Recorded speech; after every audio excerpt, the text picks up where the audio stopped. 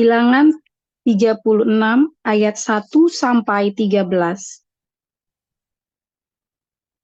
Mendekatlah kepala-kepala puak dari kaum Bani Gilead bin Makhir bin Manasye, salah satu dari kaum-kaum keturunan Yusuf, dan berbicara di depan Musa dan pemimpin-pemimpin, kepala-kepala suku orang Israel. Kata mereka, Tuhan telah memerintahkan tuanku untuk memberikan tanah itu kepada orang Israel sebagai milik pusaka dengan membuang undi. Dan oleh Tuhan telah diperintahkan kepada tuanku untuk memberikan milik pusaka Zelafehat, saudara kami, kepada anak-anaknya yang perempuan. Tetapi seandainya mereka kawin dengan salah seorang anak laki-laki dari suku lain di antara orang Israel, maka milik pusaka perempuan itu akan dikurangkan dari milik pusaka bapa-bapa kami, dan akan ditambahkan kepada milik pusaka suku yang akan dimasukinya. Jadi, akan dikurangkan dari milik pusaka yang diundikan kepada kami. Maka apabila tiba tahun Yobel bagi orang Israel, milik pusaka perempuan itu akan ditambahkan kepada milik pusaka suku yang akan dimasukinya, dan akan dikurangkan dari milik pusaka suku nenek moyang kami. Lalu Musa memerintahkan kepada orang Israel sesuai dengan titah Tuhan. Perkataan suku keturunan Yusuf itu benar. Inilah firman yang diperintahkan Tuhan mengenai anak-anak perempuan Zelafehat. Bunyinya, mereka boleh kawin dengan siapa saja yang suka kepada mereka, asal mereka kawin di lingkungan salah satu kaum dari suku ayah mereka. Sebab milik pusaka orang Israel tidak boleh beralih dari suku ke suku, tetapi orang Israel haruslah masing-masing memegang milik pusaka suku nenek moyangnya. Jadi setiap anak perempuan di antara suku-suku orang Israel yang telah mewarisi milik pusaka haruslah kawin dengan seorang dari salah satu kaum yang termasuk suku ayahnya, supaya setiap orang Israel mewarisi milik pusaka nenek moyangnya. Sebab milik pusaka itu tidak boleh beralih dari suku ke suku, tetapi suku-suku orang Israel haruslah masing-masing memegang milik pusakanya sendiri. Seperti yang diperintahkan Tuhan kepada Musa, demikianlah diperbuat anak-anak perempuan Zelafehat. Maka Mahla, Tirza, Hogla, Milka, dan Noa, anak-anak perempuan Zelafehat, kawin dengan anak-anak lelaki dari pihak saudara-saudara ayah mereka. Mereka kawin dengan laki-laki dari kaum-kaum Bani Manasye bin Yusuf, sehingga milik pusaka mereka tetap tinggal pada suku kaum ayahnya. Itulah perintah dan peraturan yang diperintahkan Tuhan kepada orang Israel dengan perantaraan Musa di dataran Moab di tepi sungai Yordan dekat Yeriko. Lukas 15 ayat Ya, 1 sampai ayat 32. Beginilah pembacaan kebenaran firman Tuhan. Para pemungut cukai dan orang-orang berdosa biasanya datang kepada Yesus untuk mendengarkan Dia. Maka bersungut-sungutlah orang-orang Farisi dan ahli-ahli Taurat, katanya. Ia menerima orang-orang berdosa dan makan bersama-sama dengan mereka. Lalu ia mengatakan perumpamaan ini kepada mereka. Siapakah di antara kamu yang mempunyai 100 ekor domba, dan jikalau ia tidak kehilangan seekor di antaranya, tidak meninggalkan 99 ekor di padang gurun dan pergi mencari yang sesat itu sampai ia menemukannya? Dan kalau ia telah menemukannya, ia meletakkannya di atas bahunya dengan gembira, dan setibanya di rumah ia memanggil sahabat-sahabat dan tetangga-tetangganya, serta berkata kepada mereka, Bersukacitalah bersama-sama dengan aku, sebab dombaku yang hilang itu telah kutemukan. Aku berkata kepadamu, demikian juga akan ada sukacita di sorga karena satu orang berdosa yang bertobat, lebih daripada sukacita karena 99 orang benar yang tidak memerlukan pertobatan. Atau perempuan manakah yang mempunyai 10 dirham, dan jika ia kehilangan satu di antaranya, tidak menyalakan pelita dan menyapu rumah serta mencarinya dengan cermat sampai ia menemukan. Dan kalau ia telah menemukannya, ia memanggil sahabat-sahabat dan tetangga-tetangganya serta berkata, bersukacitalah bersama-sama dengan aku, sebab dirhamku yang hilang itu telah kutemukan. Aku berkata kepadamu, demikian juga akan ada sukacita pada malaikat-malaikat Allah karena satu orang berdosa yang bertobat. Yesus berkata lagi, ada seorang mempunyai 2 anak laki-laki. Katanya yang bungsu kepada ayahnya, Bapa, berikanlah kepadaku bagian harta milik kita yang menjadi hakku. Lalu ayahnya membagi-bagikan harta kekayaan itu di antara mereka. Beberapa hari kemudian anak bungsu itu menjual seluruh bagiannya itu, lalu pergi ke negeri yang jauh. Di sana ia memboroskan harta miliknya itu dengan hidup berfoya-foya. Setelah dihabiskannya semuanya, timbullah bencana kelaparan di dalam negeri itu, dan ia pun mulai melarat. Lalu ia pergi dan bekerja pada seorang majikan di negeri itu. Orang itu menyuruhnya ke ladang untuk menjaga babinya. Lalu ia ingin mengumpulkan ampas yang menjadi makanan babi itu, tetapi tidak seorang pun yang memberikannya kepadanya. Lalu ia menyadari keadaannya, katanya, betapa banyaknya orang upahan Bapakku yang berlimpah-limpah makanannya, tetapi aku di sini mati kelaparan. Aku akan bangkit dan pergi kepada Bapakku dan berkata kepadanya, Bapa, aku telah berdosa terhadap surga dan terhadap Bapa. Aku tidak layak lagi disebutkan anak Bapa. Jadikanlah aku sebagai salah seorang upahan Bapa. Maka bangkitlah ia dan pergi kepada bapaknya.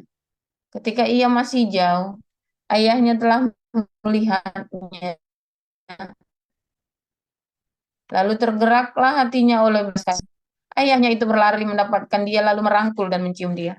Kata anaknya itu kepadanya, Bapa, aku telah berdosa terhadap surga dan terhadap Bapa. Aku tidak layak lagi disebutkan anak Bapa. Tetapi ayah itu berkata kepada hamba-hambanya, lekaslah bawa kemari jubah yang terbaik, pakaikanlah itu kepadanya dan kenakanlah cincin pada jarinya dan sepatu pada kakinya. Dan ambillah anak lembu tambun itu, sembelihlah dia dan marilah kita makan dan bersukacita. Sebab anakku ini telah mati dan menjadi hidup kembali. Ia telah hilang dan didapat kembali. Maka mulailah mereka bersukaria. Tetapi anaknya yang sulung berada di ladang, dan ketika ia pulang dan dekat ke rumah, ia mendengar bunyi seruling dan nyanyian tari-tarian. Lalu ia memanggil salah itu. Jawab hamba itu, adikmu telah kembali, dan ayahmu telah menyembelih anak lembu tambun, karena ia mendapatnya kembali dengan sehat. Maka marahlah anak sulung itu, dan ia tidak mau masuk. Lalu ayahnya keluar dan berbicara dengan dia. Tetapi ia menjawab ayahnya, katanya, telah bertahun-tahun aku melayani Bapa, dan belum pernah aku melanggar perintah Bapa. Tetapi kepadaku belum pernah Bapa memberikan seekor anak kambing untuk bersukacita dengan sahabat-sahabatku. Tetapi baru saja datang anak Bapa yang telah memboroskan harta kekayaan Bapa bersama-sama dengan pelacur-pelacur. Maka Bapa menyembelih anak lembu tambun itu untuk dia. Kata ayahnya kepadanya, anakku, engkau selalu bersama-sama dengan aku, dan segala kepunyaanku adalah kepunyaanmu. Kita patut bersukacita dan bergembira karena adikmu telah mati dan menjadi hidup kembali. Ia telah hilang dan didapat kembali. Shalom, haleluya, luar biasa firman Tuhan selalu baru setiap hari. Dan kita menanti-nantikan Tuhan dengan penuh cinta, dengan penuh pengharapan, hati yang tulus dan tetap percaya kepada Tuhan. Ya, saudara, ketika kita tidak percaya kepada Tuhan, goyang dikit aja hatimu, maka semua ibadahmu, semua sangkal di pikul salibmu itu bisa lenyap habis. Ya, itu merontokkan sendi-sendi hidupmu semuanya. Maka terjadi saudara, kebangkrutan di dalam kehidupanmu, dalam jiwamu. Saya mengalaminya ya, bangkrut jiwanya. Ya, goyang dikit saja ya, aduh. Makanya tindakan-tindakan yang konyol ya, misalnya nih ada orang putus asanya bunuh diri atau membunuh orang lain, atau kalap jual diri, atau itu akibat karena Anda ya goyang itu dasar-dasar imanmu itu, saudara ya. Pengharapanmu sama Tuhan, imannya kita sama Tuhan goyang. Saya tahu rasanya ya, aduh saudara, mengerikan saat itu ya, mencekam hati itu ya. Aduh saudara, benar-benar limbung ya, rasanya apa sih saudara ya, tidur gelisah, udah nggak bisa ini ya, goyang ke sini nggak enak ya.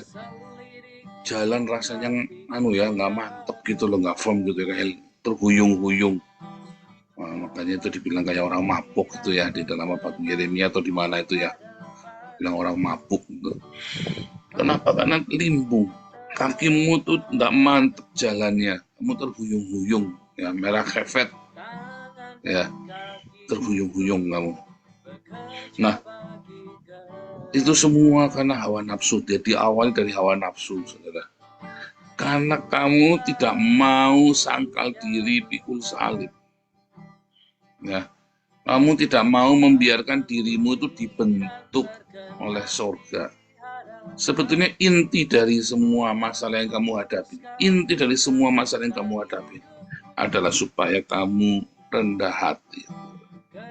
Supaya rendah hati, saudara. Supaya kamu datang merendahkan dirimu kepada Tuhan. Karena itulah yang membuat surga senang. Yaitu ketika kamu datang merendahkan dirimu. Itulah adalah anti dari pemberontakan di surga pertama kali oleh iblis. Ya kan? Dan iblis berkata, aku hendak, aku pengen, aku ingin, ya, untuk menyamai akhirnya kan. Akhirnya kan intinya dari semua aku ingin itu untuk menyamai Yang Maha Kuasa.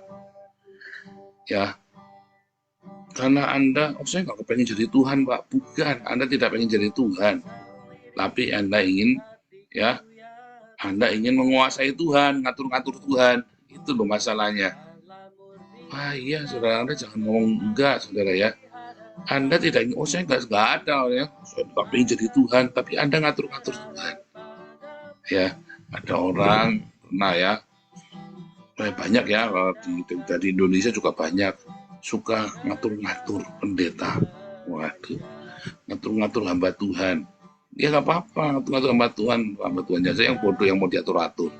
Cuma maksudnya ngatur-ngatur hamba Tuhan itu begini, Pak, nanti khotbahnya ini saja. Nah, Pak, maksudnya begini, Pak. Bukan ngasih masukan, beda sama ngasih masukan. Kalau ngasih masukan itu, Anda memberikan masukan, ide, kegiatan, ya. Tetapi kalau ngatur itu, Anda mendikte, ya. Dan kalau Anda nggak dituruti, terus Anda mutung. Kalau nggak dituruti terus mutung.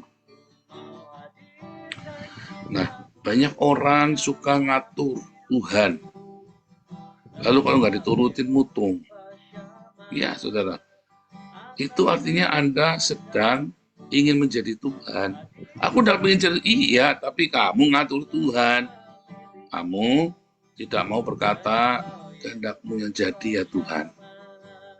Kamu tidak mau berkata kehendakmu yang jadi ya Bapa. Kamu maunya kehendakmu yang jadi, kehendak kita sendiri yang jadi. Ya, kita maunya kehendak kita yang jadi. Ya, kemarin di HBC saya ngajari ya. ketika kita mau berdoa, terus kita mendapatkan satu dorongan, ya, lalu kita berdoa, ya, mendapat satu dorongan, ya, misalnya doa, ini orang sakit nih, orang tua kita sakit, lalu kita berdoa dengan penuh iman, kok nggak sembuh, malah mati. Nah, yang salah di mana? Nah, saudara, sebelum kamu belajar, katanya Tuhan, kata siapa? Iya, tadi saya mendapat rema, saya mendapat suara Tuhan bahwa orang tua saya pasti sembuh. Sebelum kamu mendapat suara orang tua saya pasti sembuh, ya, Tuhan akan ajari kamu dulu. Pasti Tuhan akan ajari kamu proses berkata, ya Bapa, kehendakmu yang jadi. Kalau kamu tidak melewati proses, ya Bapa, kehendakmu yang jadi, kamu tidak akan mendengar suara Tuhan yang benar. Setuju, saudara, ya? Itu adalah delusi.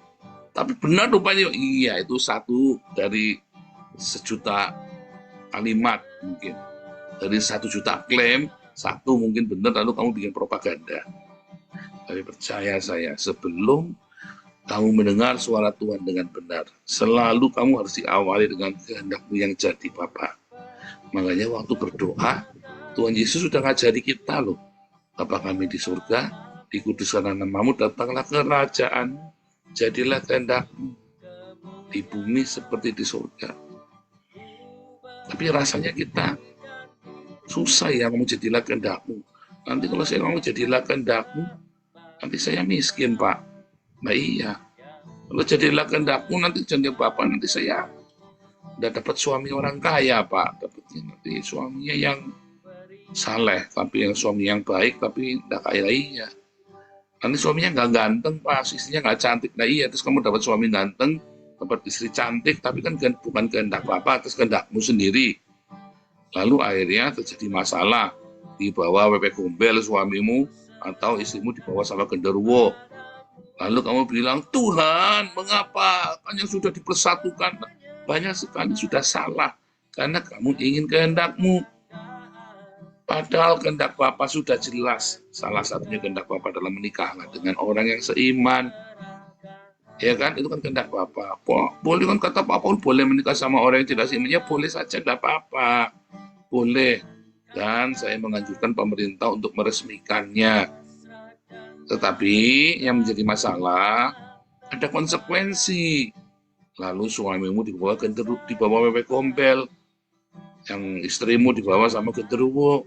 Lalu kamu bilang, ini kan sudah diberkati oleh Tuhan, udah iya, gundulmu pean diberkati. Kamu yang mengira itu diberkati. Kamu yang mengira itu diberkati. Intinya kamu maksa, kamu pengen jadi Tuhan. Itu semua adalah dosa-dosa asal. Ya kan? Aduh saudara, jangan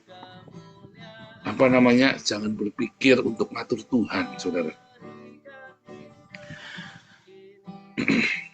Karena kerajaan surga yang datang dalam hidupmu itu seperti warisan. Ya, kerajaan surga yang datang dalam hidupmu itu adalah warisan. Ya kan? Kita ini pewaris kerajaan surga. Yang warisan itu datang seharusnya adalah terserah dari yang memberikan warisan itu. Di dalam tradisi orang Yahudi itu, warisan itu terserah yang ngasih, saudara ya. Jadi kalau ada anak minta warisan, itu kurang ajar sekali. Kalau orang Indonesia nih, kita nih kulturnya yang kita kenal, kalau dulu orang tuanya masih hidup, warisannya udah kita minta dulu, saudara ya. Saya ngalamin itu ya, orang yang masih hidup sudah minta bagi waris, dibagi benar-benar habis. Ya, orang yang masih hidup. Setelah habis akhirnya nggak punya apa-apa. Itu ngalami ya anak yang hilang itu ya. Ada salah satu kerabat kami. Setelah uangnya habis, dia nggak punya apa-apa. sampai muntah darah ya, sakit muntah darah. Akhirnya ngerawat ibunya juga di dalam ya sudah nggak punya apa-apa juga, kasihan. Ya kan? Aduh, bahkan ada yang sampai maksa minta warisan, sampai orang tuanya, itu kasus ya kemarin ya, kasus itu di Jawa Timur, di Polda Jawa Timur, sampai orang tuanya tinggal di mana bingung, karena rumahnya diminta diwaris. Ini orang zaman sekarang, tapi dari zaman dulu juga ada ya begitu ya, meminta warisan. Nah itu Anda sama tuh ya, kalau Anda meminta kerajaan Allah itu, memaksa sesuai dengan maumu, itu Anda seperti lagi minta sama orang tua, Pak, bagi warisnya sekarang aja. Ya, saudara, saya selalu bilang, ya jangan minta warisan, jangan ngurusin warisan sampai ribut, walaupun dalam kondisi apapun ya sudah. Tapi memang ya saudara, orang kalau lagi kepepet mah jahat sih hatinya ya kan? Saudara kalau lagi kepepet, usahakan jangan sampai ngomong bagi waris, gitu. Jangan sampai ngomong, gitu. Biarkan orang tuamu sampai selesai, tapi jangan ngomong bagi waris. Jangan ya saudara ya, itu tidak etis.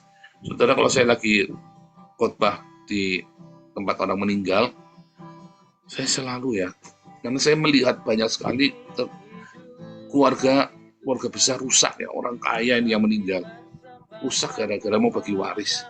Waduh, itu udah nggak punya apa-apa salah, punya juga ruwet, ya kan? Punya warisan juga ruwet, nggak punya warisan bingung, ya kan? Karena orang tuanya meninggal, yang ngubur duitnya dari mana? Kemarin mami saya saja total semuanya habis 70 juta loh saudara. Ya karena corona. Ya minim 30 juta itu loh saudara, pemakaman itu ya, minim ya kalau di Jakarta, di Surabaya itu. Kalau nggak punya warisan bingung. Ya untung Tuhan baik ya kemarin ya, Tuhan sediakan semua. Tetapi kalau punya warisan malah bertengkar. Padahal kan cuma dibagi saja kan. Cuma dibagi, tapi cuma bagi warisan itu susahnya minta ampun coba. Apalagi kalau warisannya dalam bentuk barang, rumah, tanah. Waduh, rebutan. Ya. Ngeri ya. Jadi kemudian kita ya banyak itu. Itu adalah contoh kita ya yang pengen ngatur Tuhan, mau mengklaim, saya klaim ya, saya mau meminta keinginan kita sendiri. Kita tidak berkata datanglah kerajaanmu, tapi kita memaksa ya, kita memaksa mengambil alih kerajaan Tuhan, segala kenikmatan dalam kehidupan. Ya kan? Anda nggak mau susah, Anda tidak mau sangkal diri, pikul salib, padahal untuk menjadi pewaris kerajaan Allah, Anda harus sangkal diri, pikul salib. Maka Anda punya hak di dalam kerajaan Allah. Itu loh masalahnya. Jadi kalau Anda tidak mau sangkal diri pikul salib, tapi Anda mau menang sendiri dan Anda mau ngatur Tuhan, itu Anda sedang memaksa minta warisan. Ya, padahal warisan itu akan datang sendiri, saudara, secara otomatis dari surga. Ya, warisan itu kan datang sendiri dari surga, tanpa kamu paksa, tanpa kamu terima. Kalau kamu sangkal diri, pikul salib, mengambil bagian di dalam kerajaan Allah. Ya. Tetapi masalahnya banyak sekali ya. Kemudian kita sudah mengambil warisannya, kita sudah merampok surga, dirampok surganya sama kita. Mungkin itu dikasihkan ya, mungkin itu terjadi. Anda mendapatkan yang Anda inginkan, lalu Anda bangkrut. Hidupmu, jiwamu bangkrut. Karena biasanya yang kamu dapat dengan peroleh dengan mudah, ya, maka lepasnya juga mudah. Ya, saudara, saya sering berkata ya, kalau berkat kamu terima tanpa ada salib, itu kan membawa kamu ke neraka loh, saudara. Berkat yang kamu terima tanpa ada salib, kamu hidupnya selalu diberkati tanpa ada salib dalam hidup, itu kan membawa kamu ke neraka. Sudah banyak contohnya, buktinya. Tetapi kalau kamu disalib terus nggak ada berkat, ya jangan-jangan kamu lagi di neraka. Ya, disalib terus tiap hari, kapan diberkatinya? Ya berarti saya yakin kamu lagi di neraka sekarang ini. Minta ampun, jangan-jangan kamu lagi bikin dosa. Tapi kalau kamu menerima berkat terus ya bertahun-tahun tanpa ada salib, hati-hati loh saudara, berkat itu membuat hatimu jadi terikat di situ, lalu kamu masuk neraka.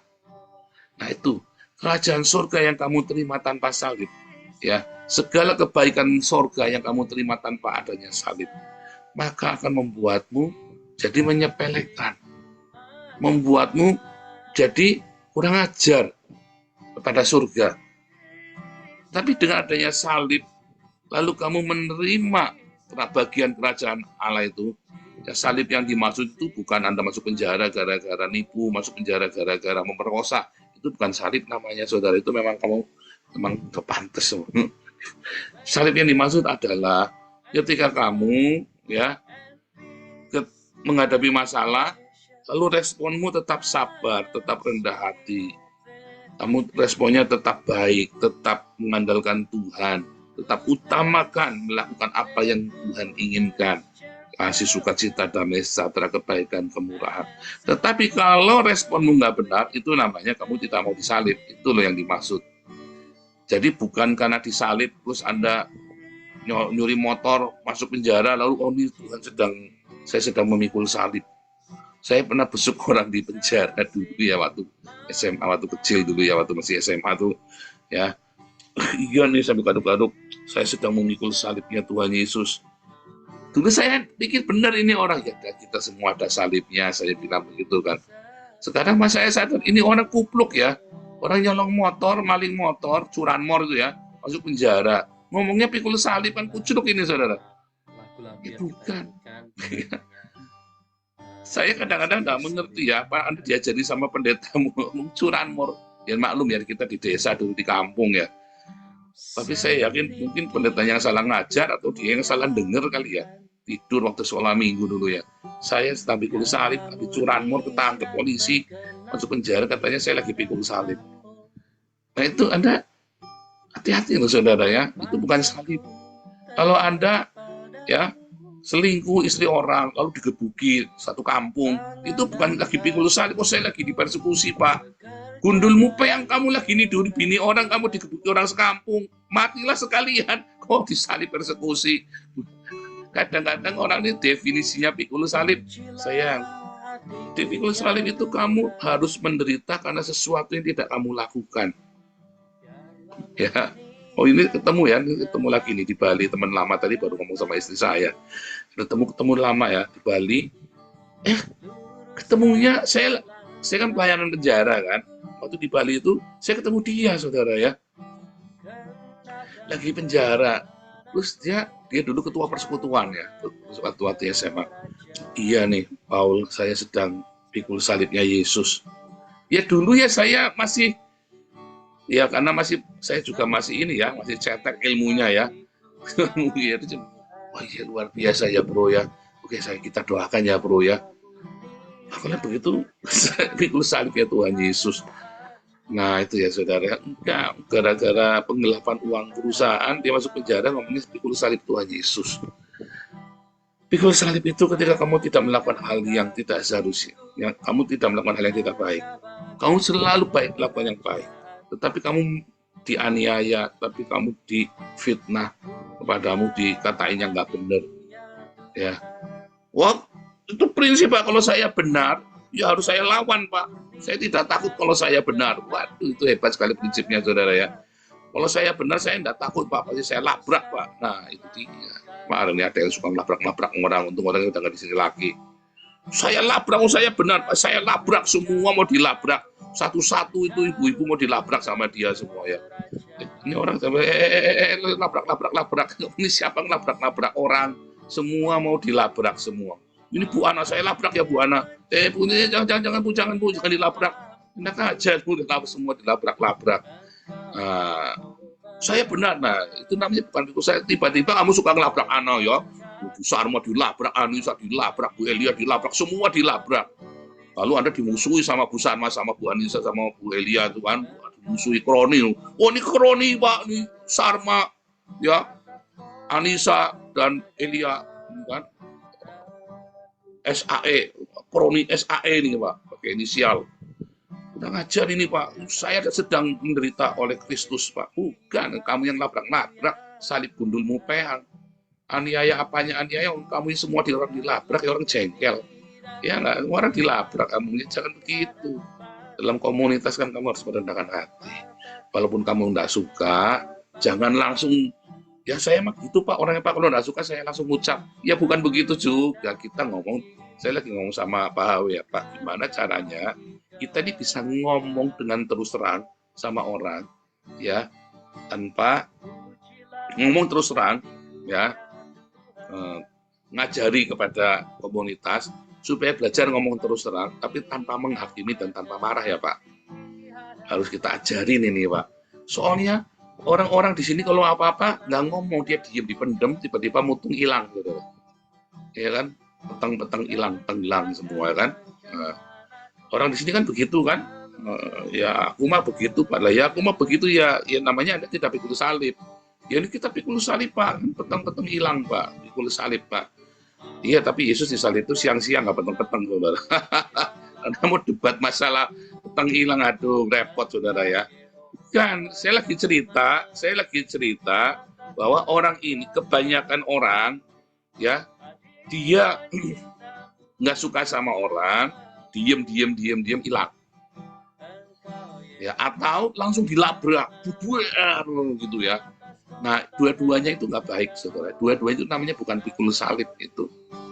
Yang benar adalah bagaimana kalau kamu tidak pas sama orang, kamu ngomong dengan cara yang baik. Aduh, mesti diajarin, saya bilang ini Ibu Wivina mesti yang ngajarin Pak. Bagaimana menyusun kata-kata.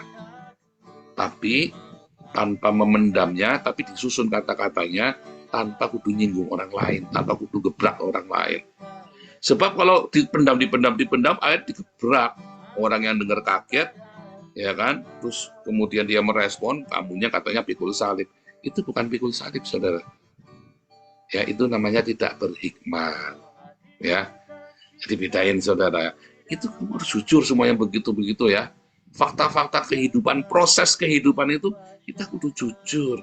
Tapi semua didasari apa? Kalau kamu rendah hati, pasti sebenarnya ya auto kamu dalam pemikiranmu pokoknya rendah hati. Aku mau melayani, ya, saudara. Kalau lagi ngerintis sebuah komunitas, ya, ngerintis komunitas kopdar itu ya, apa di daerah offline ya, kayak ngerintis gereja gitu, itu capeknya minta ampun ya, nyiapin ini, nyiapin itu, kita belum ada orang. Dulu kita semua handle sendiri ya, sekarang ada Bu Sarma, ada Anissa, ada Bu Weli, ada semua ya. Terus kita semua bayangin ada saya di rolling sendiri semuanya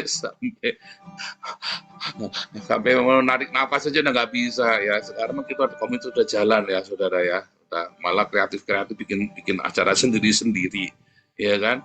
Bahkan kalau lagi sore saja ada Pak Teddy, ada Pak Andi, ya kan, sehingga saya bisa sambil kuliah, sambil latihan musik, sambil ini kan orang kan butuh curhat di situ kan.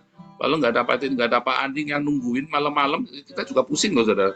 Saya semua handle sendiri, yang juga ngomong terus ngocen tuh. Ada Pak Teddy, ada Pak Andi kan. Sekarang kita semua jalan, ini ya apa namanya, jalan semua ya kan, bisa running, bahkan tanpa saya pun bisa running, ya kan. Pokoknya Pak Teddy, Pak Andi, atau Toping kumpul, 3 berantem, jubrak orang pasti kumpul saudara ya. Gitu. Wah, itu ya pasti kumpul dah itu ya. Itu semua hanya drama ya pokoknya ya. Tapi intinya itu semua bisa jalan karena apa saudara? Karena kita belajar memberikan ini ya tadi ya, kesempatan orang lain. Ya, berikan kesempatan orang lain buat melayani, dan kita sendiri juga melayani. Pemikirannya aku mau melayani. Kalau melayani itu bukan Anda tampil, bukan. Melayani itu aku mau melayani sesamaku ya, supaya kalau aku melayani sesamaku berarti apa saudara? Berarti kita ini sedang menunjukkan kerendahan hati kita. Tetapi melayani ini maksudnya mau rebutan tapi mau rebutan ngomong, banter-banteran ngomong, itu namanya bukan melayani, itu namanya berantem. Jadi definisinya melayani beda, saudara ya. Oh, melayani, saya sudah capek Pak, saya ini melayani. Melayani itu kalau kamu lagi capek hati itu, ya usaha mau dong ngurusin beasiswa, ditelikung sama Anissa, ya tiba-tiba ya kurang ajar nih Anissa nih, mentang-mentang guru lebih muda, apa saya lagi ngurusin SOP-nya ditelikung sama Anissa, di menggunting dalam lipatan. Nah, marahnya nggak apa-apa, marah sekali nggak apa-apa hari itu, jengkel kan. Anissa nggak boleh begitu, harus ngomong, tegur dong, aku nggak suka kalau kamu begitu, sayanya malu, kamu permalukan saya di depan orang nih kalau begitu caranya. Nah, tapi kalau tiap hari ngomong terus, namanya marah-marah, nah itu nggak melayani. Setelah marah, cari solusinya. Setelah cari solusinya, Anissa ini dasarnya bandel, ini kan, emangnya dasarnya mau nelikung Bu Sarma ini, ya kan, niatnya kan Anissa mau jadi direktur yayasan beasiswa misalnya kan. Nah, terus tetap ditelikung, ya Bu Sarma tetap dengan sabar. Enggak, saya sudah dapat mandat. Mutung, ya berarti bukan melayani. Kalau mutung berarti bukan melayani itu. Saya itu ya suka gini loh, kita ini punya orang-orang baik. Tadi saya lagi curhat sama Pak Dr. Yono ya. Pak Dokter, saya ini punya orang-orang baik. Saya taruh untuk menjadi penatua-penatua kita. Lalu orang-orang yang baik ini akhirnya bentrok dengan tim, lalu hilang. Itu saya sedih sekali. Kenapa orang baik ini yang kita harapkan, yang kita anggap ini orang baik, lalu taruh di tim, lalu bentrok dengan tim, setelah itu hilang. Nggak nongol di sini lagi. Harusnya nggak usah sekalian jadi pengurus, kemarin kan tetap di sini baik-baik saja ya. Nah itu saudara ya, kalau itu tadi ya, banyak orang dia lupa, kita ini lagi melayani. Jadi kalau kamu lagi bentrok, ada konflik, itu kamu sedang melayani. Kalau nggak ada konflik, kamu sedang menikmatin aktualisasi diri. Tapi kalau kamu konflik, itulah saatnya melayani. Itulah saatnya kamu sedang menempa dirimu supaya kamu layak menerima warisan kerajaan Allah. Lalu kamu berdoa, Tuhan, kehendak-Mu lah yang jadi. Tapi ini kan enggak kan, kamu kan pengen memaksa kehendak-Mu yang jadi kan di yayasan ini kan. Ayo ngaku. Iya, walaupun kamu benar, saya bilang ya, sekalipun kamu yang benar, diam dulu. Kamu, yang penting kamu sudah omongkan, kamu diam dulu, karena tidak semua yang benar itu langsung bisa bahasa Jermannya sakdek saknyet, bahasa Rusia itu ya, yang nyet itu kan bahasa Rusia, sakdek saknyet, saudara, ya kan, nggak bisa saudara. Yang sakdek saknyet itu cuma ada di Rusia, saudara.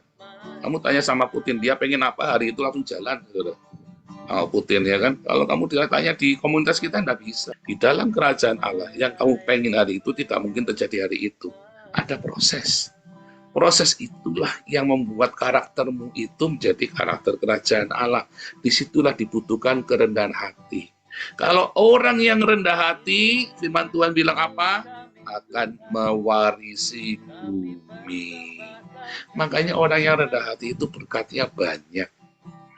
Ya, warisan dari surganya banyak. Nah, kamu tidak rendah hati semuanya. Ya, nyet, monyet sama kepenyet, saudara akhirnya. Karena kamu maunya sakdek-saknyet, tadi ya bahasa Rusia. Itu tadi kan. Keplenyet kamu nanti, sakdek-saknyet maunya. Keplenyet-plenyet kamu nanti. Kebentur-bentur. Ya. Terakhir, waduh, lebihan ngomong sebentar nih gara-gara monyet tadi ya. Bentar, lebih sedikit lagi terakhir, saudara. Jadi, waktu kamu berkonflik jeder, ya kamu harus rendah hati dulu. Pegang, aku mau melayani. Jadi tidak semua sakdek-saknyet tadi. Ya, lalu supaya kamu jangan keki, kamu ngomong sama satu penatua. Yang penting kamu sudah ngomong, percaya itu didengar. Hanya kamu tunggu. Kita sedang pikir, muter caranya bagaimana supaya bisa tetap jalan, ya. Dan usulanmu yang baik itu bisa kita tampung. Walaupun yang baik itu tidak selalu bisa berjalan. Hati-hati loh saudara. tidak semua yang baik itu bisa berjalan karena ada sistem, ya. Sistemnya jelek dong, Mbak.